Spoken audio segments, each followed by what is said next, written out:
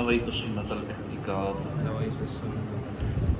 فرمان آخری نبی صلی اللہ علیہ وآلہ وسلم، تم جہاں بھی ہو مجھ پر درود پڑھو، تمہارا درود مجھ تک پہنچتا ہے۔ صلو علی الحبیب صلی اللہ تعالی علی محمد صلی اللہ علیہ وسلم۔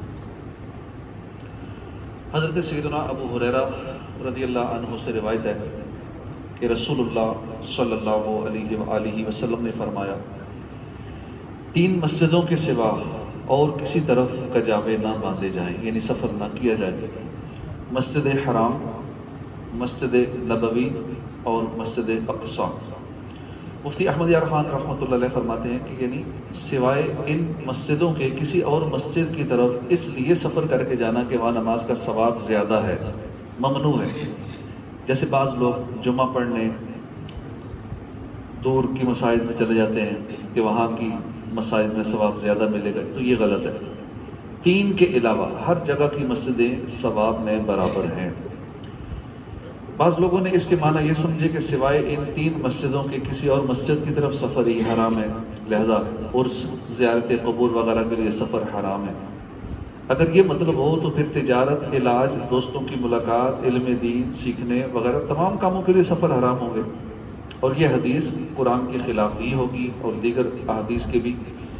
رب فرماتا ہے قُلْ سِيرُوا فِي الْأَرْضِ ثُمَّ انظُرُوا كَيْفَ كَانَ عَاقِبَةُ لِلْمُكَذِّبِينَ۔ عاقبۃ المکذبین، تم فرما دو زمین میں سیر کرو، پھر دیکھو کہ جھٹلانے والوں کا کیسا انجام ہوا۔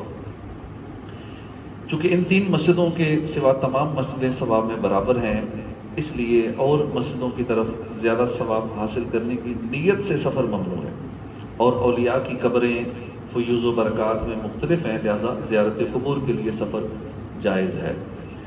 سیدنا ابو ہریرہ رضی اللہ عنہ فرماتے ہیں کہ میں نے ابو القاسم محمد رسول اللہ صلی اللہ علیہ وسلم کو فرماتے ہوئے سنا، جو خانہ کعبہ کے ارادے سے آیا اور اونٹ پر سوار ہوا تو اونٹ جو قدم اٹھاتا ہے اور رکھتا ہے، اللہ تعالیٰ اس کے بدلے اس کے لیے نیکی لکھتا ہے، خطا مٹاتا ہے اور درجہ بلند فرماتا ہے، یہاں تک کہ جب کعبہ معظمہ کے پاس پہنچا اور طواف کیا اور صفا و مروہ کے درمیان سعی کی، پھر سر مڑایا یا بال کتروائے تو گناہوں سے ایسا نکل گیا جیسا اس دن کہ ماں کے پیٹ سے پیدا ہوا تھا۔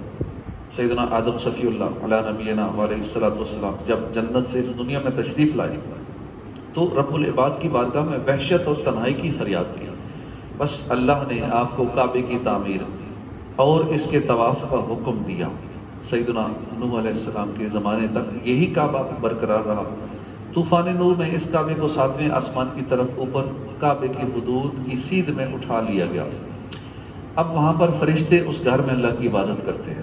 سیدنا آمنہ رضی اللہ عنہ فرماتی ہیں، میں نے دیکھا کہ 3 جھنڈے نصب کیے گئے، ایک مشرق میں، دوسرا مغرب میں، تیسرا کعبے کی چھت پر، اور نبی رحمت صلی اللہ علیہ وسلم کی ولادت ہو گئی۔ شہنشاہ خشک ساج پیکر حسن و جمال صلی اللہ علیہ وسلم کا فرمان ہے کہ بے شک کعبے کی ایک زبان اور 2 ہونٹ ہیں، اور اس نے شکایت کرتے ہوئے عرض کی، یا رب عز و جل، میری طرف بار بار آنے والے اور میری زیارت کرنے والے کم ہو گئے ہیں۔ تو اللہ پاک نے وہی فرمائی، میں خشوع و خضوع اور سجدے کرنے والا انسان پیدا فرمانے والا ہوں، جو تیرا اس طرح مشتاق ہوگا، یعنی شوق رکھنے والا ہوگا، جس طرح کبوتری اپنے انڈوں کی مشتاق ہوتی ہے۔ حضرت سلیمان علیہ السلام کا تخت ہوا پر اڑتا جا رہا تھا، جب کعبہ معظمہ سے گزرا تو کعبہ رویا، اور بارگاہ احدیت میں یعنی اللہ کی حضور عرض کی کہ ایک نبی تیرے انبیاء سے اور ایک لشکر تیرے لشکروں سے گزرا، نہ مجھ میں اترا نہ نماز پڑھی۔ اس پر ارشاد باری تعالیٰ ہوا، نہ رو، میں تیرا حج اپنے بندوں پر فرض کروں گا، جو تیری طرف ایسے ٹوٹیں گے جیسے پرند اپنے گھونسلے کی طرف، اور ایسے روتے ہوئے دوڑیں گے جس طرح اونٹنی اپنے بچے کے شوق میں، اور تجھ یعنی تیرے شہر میں نبی آخر الزمان صلی اللہ علیہ وسلم کو پیدا کروں گا، جو مجھے سب انبیاء سے زیادہ پیارا ہے۔ سیدنا وہب بن منبہ فرماتے ہیں، تورات شریف میں ہے کہ اللہ بروز قیامت اپنے 7 لاکھ مقرب فرشتوں کو بھیجے گا، جن میں سے ہر ایک کے ہاتھ میں سونے کی ایک زنجیر ہوگی۔ اللہ عز و جل فرمائے گا، جاؤ اور کعبہ ان زنجیروں میں باندھ کر محشر کی طرف لے آؤ۔ فرشتے جائیں گے، اسے زنجیروں سے باندھ کر کھینچیں گے، اور ایک فرشتہ پکارے گا اے کعبۃ اللہ چل، تو کعبہ مبارکہ کہے گا میں نہیں چلوں گا جب تک میرا سوال پورا نہ ہو جائے۔ فضائے آسمانی سے ایک فرشتہ پکارے گا تو سوال کر، تو کعبہ اللہ کی بارگاہ میں عرض کرے گا اے اللہ تو میرے پڑوس میں مدفون مومنین کے حق میں میری شفاعت قبول فرما۔ تو کعبہ ایک آواز سنے گا، میں نے تیری درخواست قبول فرما لی۔ حضرت سیدنا وہب بن منبہ فرماتے ہیں کہ پھر مکہ مکرمہ میں دفن ہونے والوں کو اٹھایا جائے گا، جن کے چہرے سفید ہوں گے، وہ سب احرام کی حالت میں کعبے کے گرد جمع ہو کر لبیک کہہ رہے ہوں گے، تلبیہ کہہ رہے ہوں گے۔ پھر فرشتے کہیں گے اے کعبہ چل، اب پھر کعبہ کہے گا میں نہیں چلوں گا جب تک میری درخواست قبول ہو جائے۔ تو فضائے آسمانی سے ایک فرشتہ پکارے گا تو مانگ تجھے دیا جائے گا۔ تو کعبہ شریف کہے گا اے اللہ تیرے گناہگار بندے جو اکٹھے ہو کر دور دور سے غبار آلود میرے پاس آئے، انہوں نے اپنے اہل و عیال احباب کو چھوڑا، انہوں نے فرما برداری اور زیارت کے شوق میں نکل کر تیرے حکم کے مطابق مناسک حج ادا کیے، تو میں تجھ سے سوال کرتا ہوں کہ ان کے حق میں میری شفاعت قبول فرما، ان کو قیامت کی گھبراہٹ سے امن عنایت فرما، انہیں میرے گرد جمع کر دے۔ تو ایک فرشتہ ندا کرے گا اے کعبہ ان میں ایسے لوگ بھی ہوں گے جنہوں نے تیرے طواف کے بعد گناہ کا ارتکاب کیا ہوگا اور ان پر اصرار کر کے اپنے اوپر جہنم واجب کر لیا ہوگا۔ تو کعبہ عرض کرے گا اے اللہ ان سارے گناہ گاروں کے حق میں شفاعت قبول فرما، جن پر جہنم واجب ہو چکا ہے۔ تو اللہ فرمائے گا کہ میں نے ان کے حق میں تیری شفاعت قبول کر لی۔ کتنے خوش نصیب ہیں جو حج پہ جاتے ہیں، عمرے پہ جاتے ہیں کہ کعبہ شریف ان کی شفاعت کرے گا۔ اللہ عز و جل ان سب کو کعبے کے گرد جمع کر دے گا، ان کے چہرے سفید ہوں گے، وہ جہنم سے بے خوف ہو کر طواف کرتے ہوئے تلبیہ کہیں گے، پھر فرشتہ پکارے گا کعبہ اب چل۔ کعبہ شریف اس طرح تلبیہ کہے گا لبیک اللہم لبیک والخیر کلہ بیدیک لبیک لا شریک لک لبیک ان الحمد والنعمت لک والملک لا شریک لک۔ پھر فرشتے اس کو کھینچ کر میدان محشر کی طرف لے جائیں گے۔ منقول ہے کہ اللہ نے بیت اللہ سے وعدہ فرمایا کہ ہر سال 6 لاکھ افراد اس کا حج کریں گے، اگر کم ہوئے تو اللہ فرشتوں کے ذریعے ان کی کمی پوری فرما دے گا۔ اب 6 لاکھ کا تو 30 لاکھ سے زیادہ کریں گے آج انشاءاللہ۔ اور بروز قیامت کعبہ مشرفہ پہلی رات کی دلہن کی طرح اٹھایا جائے گا، تو جن لوگوں نے اس کا حج کیا وہ اس کے پردوں کے ساتھ لٹکے ہوں گے اور اس کے گرد طواف کر رہے ہوں گے، یہاں تک کہ یہ یعنی کعبہ شریف جنت میں داخل ہو جائے گا، تو وہ بھی اس کے ساتھ جنت میں داخل ہو جائیں گے۔ قرآن پاک میں ارشاد ہوتا ہے وَلْيَطَّوَّفُوا بِالْبَيْتِ الْعَتِيقِ، اور اس آزاد گھر کا طواف کریں۔ طواف کب سے شروع ہوا؟ اب قیامت تک طواف ہوتا رہے گا۔ مفتی احمد یار خان فرماتے ہیں کہ زمین سے پہلے پانی پانی تھا، قدرتی طور پر 2000 سال پہلے کعبے کی جگہ اس پر سفید جھاگ پیدا ہوا، کچھ روز میں اس کو پھیلا کر زمین کر دیا گیا۔ پھر جب فرشتوں کو رب نے آدم علیہ السلام کی پیدائش کی خبر دی تو انہوں نے اپنا خلافت کا استحقاق یعنی حقدار ہونے کا دعویٰ پیش کیا اور آدم علیہ السلام کی پیدائش کی حکمت پوچھی، مگر اس جرت کی معذرت میں توبہ کی نیت سے 7 برس عرش اعظم کا طواف کیا۔ حکم الہی ہوا کہ زمین میں بھی اسی جھاگ کی جگہ نشان لگا دو جہاں میرے بندے خطا کر کے اس کے طواف سے مجھے راضی کیا کریں۔ یعنی کعبہ اس لیے بنایا گیا کہ گناہ گاروں کے لیے وہ جگہ بنا دی گئی، گناہ گار پوری دنیا سے وہاں اکٹھے ہو کے طواف کریں اور اپنے گناہوں کو بخشوائیں۔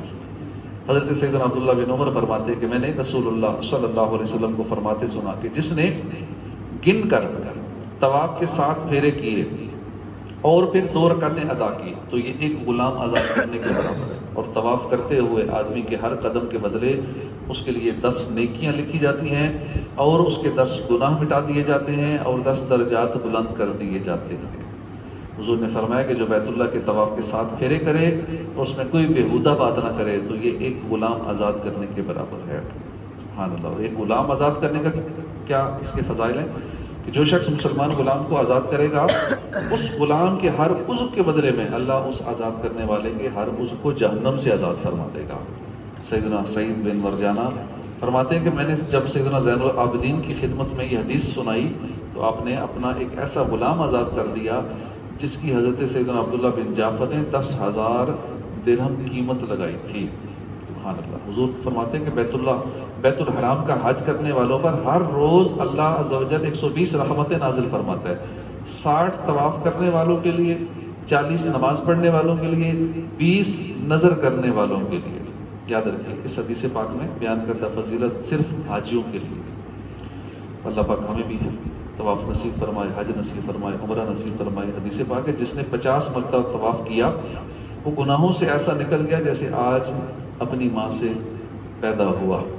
تو 50 مرتبہ لوگ جاتے بھی ہیں، اتنا خرچہ کر کے عمرے پہ جاتے ہیں، حج پہ جاتے ہیں، پھر بھی سستی کر جاتے ہیں۔